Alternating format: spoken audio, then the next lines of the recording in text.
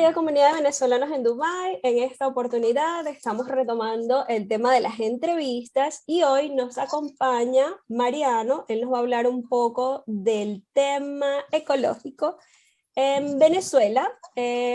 Hola Mariano, bienvenido. Háblanos un poco Hola, de muchas ti. gracias. Gracias por la oportunidad. Mi nombre es Mariano Oñoro. Yo represento el proyecto UNOMIA de Fundación La Tortuga en alianza con Fundación La Salle de Ciencias Naturales. Okay. Y el proyecto UNOMIA trata de la primera iniciativa en Venezuela y en el Gran Caribe para combatir la invasión de un coral exótico, en este caso llegado desde Indonesia, del Indo-Pacífico, de manera ilegal. Fue introducido en las aguas de Venezuela, se calcula que entre el año 2000 y 2005, y fue descubierto por el biólogo marino, que es el director del proyecto UNOMIA y vicepresidente de Fundación La Tortuga, Juan Pedro Ruiz, quien en el año 2007 fue contratado para hacer un estudio de impacto ambiental en la bahía de Conoma, específicamente en la comunidad de pescadores de Valle Seco, y al estar haciendo este estudio, él descubre la especie. Obviamente, este señor es un señor que lleva más de 40 años buceando en la zona, hizo su tesis de grado y de posgrado en las aguas del Parque Nacional Mochima. Sí, estamos hablando de que este impacto realmente fue notorio desde el año 2015. No, notorio es desde el año 2007 cuando se descubre, haciendo este estudio de impacto ambiental, nos damos cuenta que la especie no es endémica, no es endógena. Exacto, no se adaptó Inmediatamente encendemos las alarmas, comenzamos con las investigaciones, se consultaron a diferentes colegas en diferentes universidades de Latinoamérica, estamos hablando de México, Brasil, Colombia, Dominicana, Panamá. Nadie conocía la especie, como te dije antes, una especie del Indo-Pacífico. Seguimos con las investigaciones y logramos contactar al doctor Yehuda Bediahu de la Universidad de Tel Aviv en Israel, quien casualmente es un experto en este tipo de corales. Estos son unos corales blandos. Para nosotros los venezolanos son sumamente extraños porque nosotros estamos acostumbrados a los corales pétreos, que más bien parecen como serían piedras. estos que son duritos. Correcto. Exacto, sí. Correcto. Que son como los que uno ve en los temas de promoción turística de las zonas de buceo y de snorkeling. Correcto. Y todo esto. Correcto. Sí, correcto. El Atlántico y el Caribe en particular se caracterizan por esta especie de corales. Cuando ves esta especie invasora, esta especie exótica, no lo asocias con un coral, más bien lo puedes asociar con una anémona o con una guamala, incluso con un alga, porque es un coral blando. Es un octocoral. En inglés los llaman pulse coral porque ellos pulsan, ellos tienen un movimiento que es así. Igual voy a verificar si, bueno, luego me puedes enviar algún material para mostrar el aspecto, porque de verdad que es bien curioso estas características. De hecho, ahora que lo mencionas, no habíamos hablado, previo antes de la entrevista conversamos un poco, pero no habíamos hablado de este aspecto y que normalmente es este tipo de ideas experimentales de traer algo exótico a una zona y pasa este tipo de impacto en la naturaleza que de verdad que es dañino. Al final no es nada, no es un logro para la ciencia ni para el impacto ambiental que está bien aporreado recientemente. Correcto, correcto. Sí, esto es producto de la inconsciencia y en todo caso de la avaricia de este personaje que se quiso lucrar con esta especie. Estas especies son muy usadas, son llamadas ornamentales porque son muy usadas para acuarios y peceras. Entonces ellas se comercian. Entonces, tú puedes incluso importarlas cumpliendo con cierta permisología y pagando ciertos impuestos. Pero para uso interno de acuarios, me imagino, no para introducirlo en una vida marina, imagínate que... Por supuesto. Lo que pasa es que este señor se la quiso tirar de vivo, quiso tener su propia granja, por llamarlo de alguna manera, su propia cosecha, y de hecho los pescadores nos comentan que él periódicamente iba y extraía, llevaba unas cavas, y dentro de las cavas él extraía y se llevaba la especie con fines comerciales, con fines de venderla. O sea, tiene un aspecto estético este coral invasor tiene un aspecto estético, o sea, atractivo de repente visual para el uso de estos acuarios, realmente.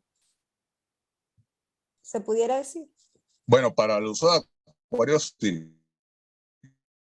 Ahora, si tú lo ves hoy en día, el alcance no solo está en Mochima, ya se ha extendido, ya ha superado las fronteras del Parque Nacional, lamentablemente. Sí, él tiene él morfológicamente parece como un coliflor.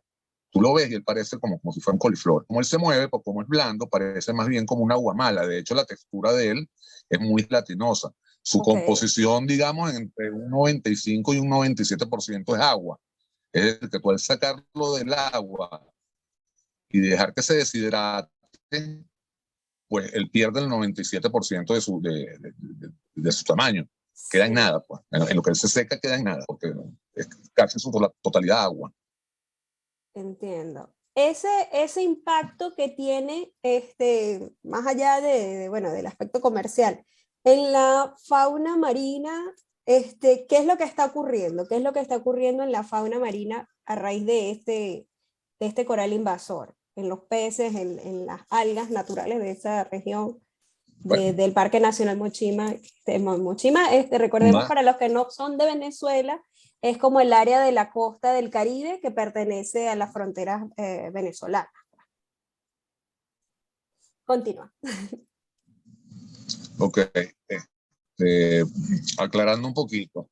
Efectivamente, como tú dices, el Parque Nacional Mochima ocupa la costa oriente de las costas venezolanas, específicamente el estado Anzoátegui y el estado Sucre. Estamos hablando que el total del parque en números redondos serían 95.000 hectáreas. De estas 95.000 hectáreas, aproximadamente el 60% son áreas marinas y por supuesto submarinas. Y lo que está haciendo este coral es que está, más allá de la fauna marina, lo que está es acabando con los ecosistemas y con la biodiversidad. Te explico un poco. Este coral invasor tiene una gran capacidad de adaptación. Tú lo puedes conseguir desde 5 centímetros de profundidad hasta los 5 metros de profundidad. O sea que se adapta a cualquier condición. Si es mucha luz porque está en la orilla, no lo afecta. Si es poca luz porque está a 50 metros de profundidad, eso tampoco lo afecta. La temperatura, o sea que tiene como, además variar, como una especie de mutación, adaptabilidad-mutación, porque es como que sobrevive a muchas condiciones. Una gran capacidad de adaptación tiene, se adapta a cualquier condición, no tiene depredadores naturales en la zona, porque es una especie exótica, no es de ahí. Él en su hábitat natural en Indonesia, él digamos que compite o convive más bien con 60 especies más que son similares a él y crecen en las mismas condiciones, a la misma velocidad.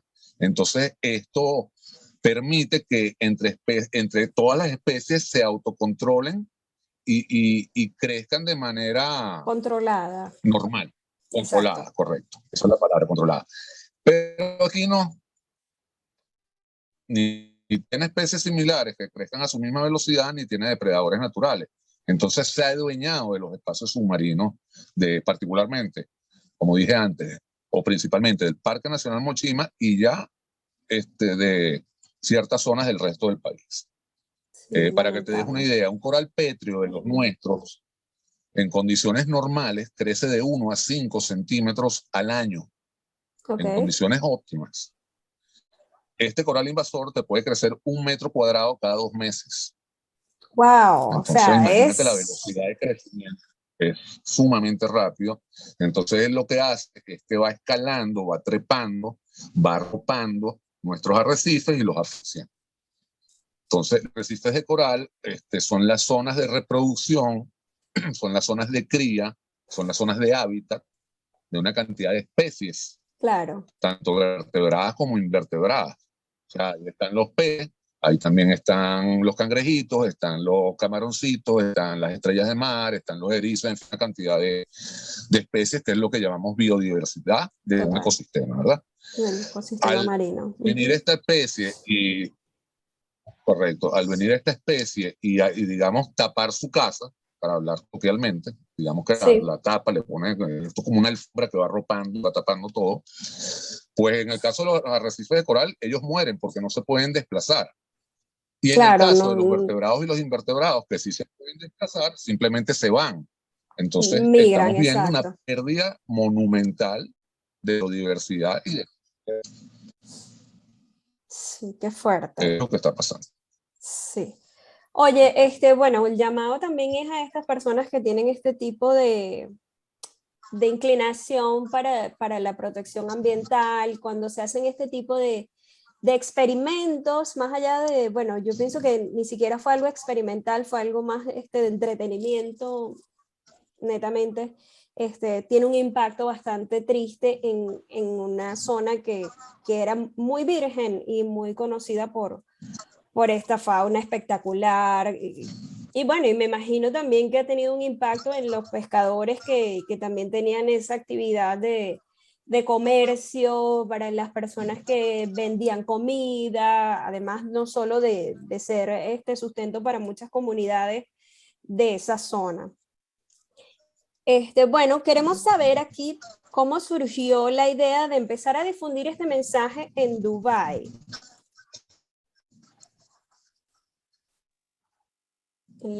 Con nuestra Mira, comunidad acá de venezolanos en en Dubái. principio, claro, en principio, considerando que mi hermana vive allá, por mi hermana tengo entendido que hay una comunidad importante de venezolanos allá, pues tomamos la decisión de difundir el mensaje porque es lo más importante que necesitamos ahora, que esto se difunda, que esto se divulgue, que esto se haga público, porque ya esto no se trata, no solo se trata de un problema ecológico, sino como tú bien acabas de mencionar, también se ha convertido en un problema económico y social. La merma de la pesca está rondando el 80%. Los pescadores están Wow, sumamente súper fuerte. preocupados porque Claro. no están pescando y ese es su modo de sustento, ese es su modo de vida. Son muchas las comunidades que hacen vida dentro del Parque Nacional y el resto de la costa venezolana. Además está afectando el turismo. Por ponerte un ejemplo, las operadoras de buceo también se han visto mermadas en sus servicios porque la gente va a pagar una cantidad importante de dinero por ir a bucear y lo único que se encuentra es este coral. Ya no hay biodiversidad que ver, ya no hay peces Claro. que ver, ya no es interesante que ver. Entonces ellos también se ven afectados. Como te mencioné antes, el coral ya lo estamos consiguiendo a orilla de playa, es decir, que tú metes los pies a la altura de los tobillos y ya lo puedes tocar, o sea, ya lo puedes tocar con tus pies. Su Oye, qué textura es muy fuerte. desagradable. Me Además, imagino. sí, además que él despide una toxina que es su mecanismo de defensa, y esa toxina, aunque no es peligrosa, no es mortal, ni mucho menos, despide un olor sumamente desagradable. Wow. Entonces, esto también ha afectado el turismo de playa, los restaurantes de las islas se han visto también afectados porque ya no está yendo la misma cantidad de gente. Total. Es decir, que este problema ya no es solo un desastre ecológico, de hecho, yo Ya lo tenemos catalogo más como un impacto. problema no creo exagerar si digo que esto es un problema de seguridad nacional, porque esto está tocando la seguridad alimenticia. Ciertamente es un problema de Estado. Sí. Y aquí quiero hacer énfasis en una cosa, no me refiero a gobierno, me refiero a Estado. El Claro. gobierno puede cambiar mañana y el Y problema sigue sigue ahí estando el para el mismo problema. Estado, para las instituciones que forman el Estado. Claro, yéndonos ¿Okay? un poco más al Entonces, aspecto de las soluciones de esta circunstancia, luego que mencionaste que hay varios expertos, biólogos que han hecho estudios, ¿cuál sería como esa posible solución a controlar este coral invasor para que puedan volver otra vez a hacerse como una repoblación de la fauna marina, digamos, como era anterior a la invasión de este coral en las costas? ¿Cuál sería un poco como la solución científica que se le buscaría a estas circunstancias que están ahorita andando en las costas?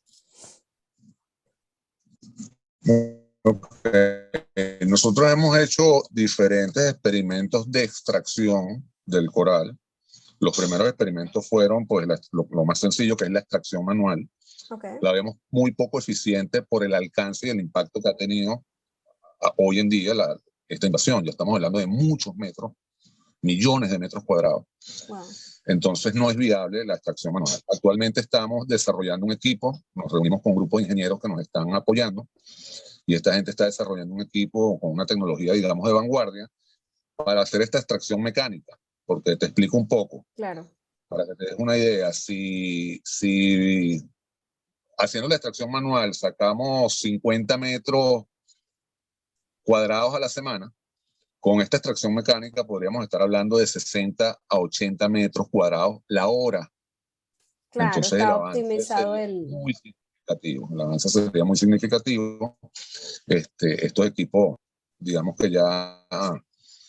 Esto hay que destacar que es experimental, es un prototipo que estamos realizando en teoría, es decir, en los planos todo funciona, pero hay que fabricarlo y hay que probarlo, porque una cosa es lo que dice el papel y otra cosa está debajo del agua, ¿no? Sí, una cosa es cuando ya está en desarrollo el mecanismo y correcto. está andando. Este Entonces, tipo, como te dije,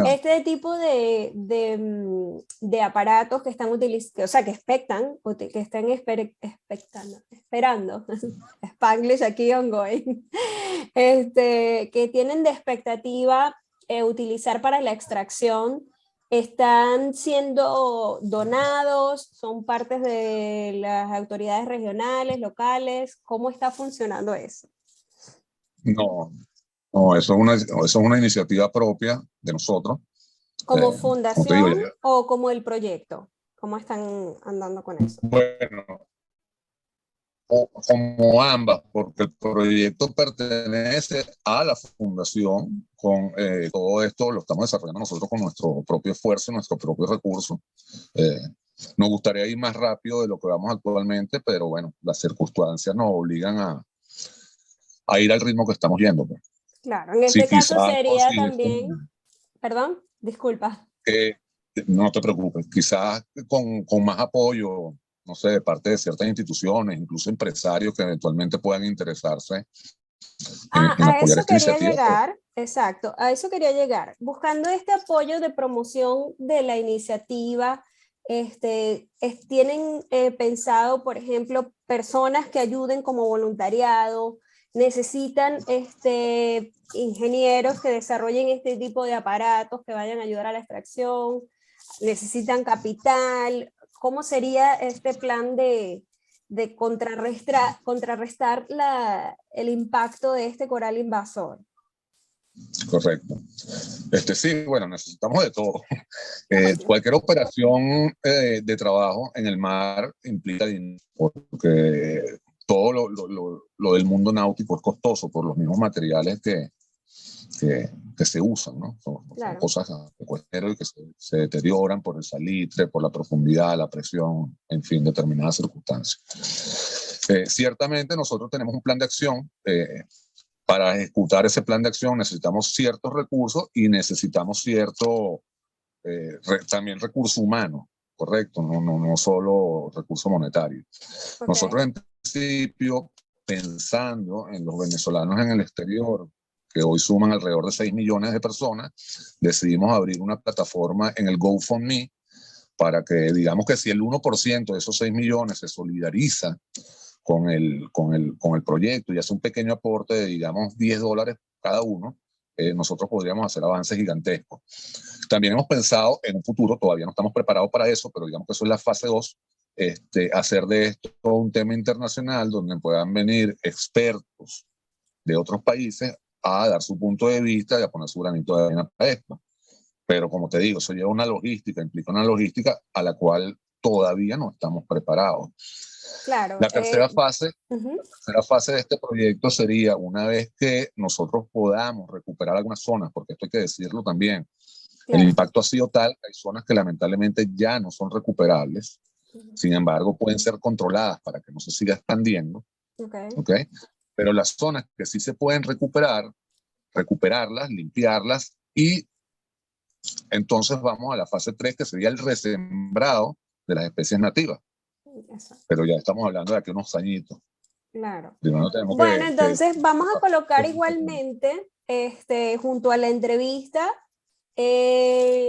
correos de contacto, las vías con las que pueden conectar también a través del Instagram de la fundación a todas estas personas que están dentro o fuera de Venezuela. Obviamente, bueno, en este caso vamos dirigidos a la comunidad de los venezolanos en Dubái, pero no es limitante si hay personas especializadas en buceo, en biología marina, que quieran hacer algún aporte, pues vamos a colocar el contacto del proyecto UNOMIA plus las dos fundaciones ecológicas que están activamente combatiendo este y otros problemas, porque bueno, hay varias cosas que están teniendo impacto ambiental, y sería bastante interesante unir fuerzas para esta parte que estaríamos dando un retorno en la Mama Pacha de alguna forma, tratando de rescatarla. Oye, ¿a quiénes van dirigidos entonces este mensaje? Ya cubrimos como esto, un poco la inversión, un poco también voluntariado, especialistas en buceo, biología marina. De la situación actual a la situación inicial, ¿han notado entonces algún avance hasta ahora con los recursos con los que han contado? ¿Cómo ha ido más o menos ese proceso? ¿Se ha notado, por ejemplo, hay una expectativa? Ya me mencionaste que, bueno, que la recuperación total en el escenario actual tomaría algunos años. ¿Cómo sería, cómo empezó el rescate en el proyecto? ¿Cuánto sería ese tiempo de rescate de esa zona? Contando obviamente con las personas voluntariadas que se quieran unir a apoyar estas circunstancias que están pasando ahorita de impacto ambiental. Mira, digamos que cuando empezamos en esto, no sabíamos absolutamente nada, como te comenté en un principio. Hay que mencionar que esto es un caso inédito, no en Venezuela, sino en el mundo. Siempre han habido especies invasoras en todas partes del mundo, pero el impacto que está teniendo UNOMIA a la velocidad que lo está teniendo no se había dado en ningún lado. Entonces nosotros comenzamos esto sin tener referencias, sin tener punto de comparación. Hoy en día en nuestro trabajo se ha tomado en cuenta de Brasil, de Malasia.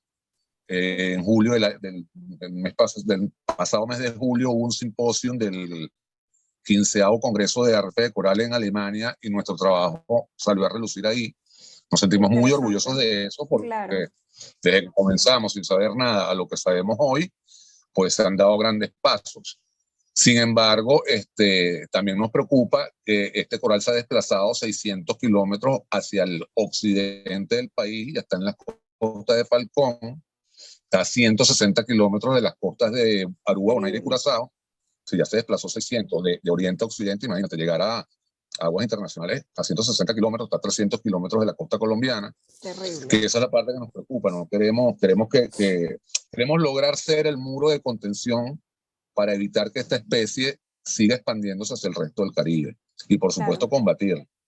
Para esto, bueno, no quiero ser repetitivo, pero lo tengo que decir, se necesita mucho recurso, tanto humano como monetario, y se necesita seguir con las investigaciones. Todavía nos falta mucho por saber, pero bueno, ahí vamos como podemos. Claro, es importante para mí con esta entrevista, ya para cerrar, hacer un poco conciencia de este tipo de turismo experimental en estos lugares exóticos, que de repente por tener exclusividad de algunas especies se cometen estos errores increíbles, y es lamentable el hecho del impacto que está teniendo, porque ya no estamos hablando solo de la frontera de Venezuela acuática, estamos hablando del área del Caribe en general. Entonces, bueno, quiero que seamos eco de estas voces de ser el ecoturismo, el turismo responsable. Y bueno, muy interesante este tema de que la humanidad nos necesitamos todos como especie, como humanidad. Y sería muy interesante esa parte de llegar a las personas correctas con el conocimiento correcto para controlar esta situación. Mariano, quiero que nos compartas ahora mismo, yo igual lo voy a dejar en la caja de descripción, en el caso de YouTube la entrevista completa, y en el caso de Instagram lo que nos alcance a colgar, Las redes y los contactos para que se comuniquen con ustedes y tener acceso a alguna colaboración o difusión del mensaje de igual forma. Seguro, muchas gracias. Seguro. Bueno, principalmente en Facebook estamos como @unomiaproject.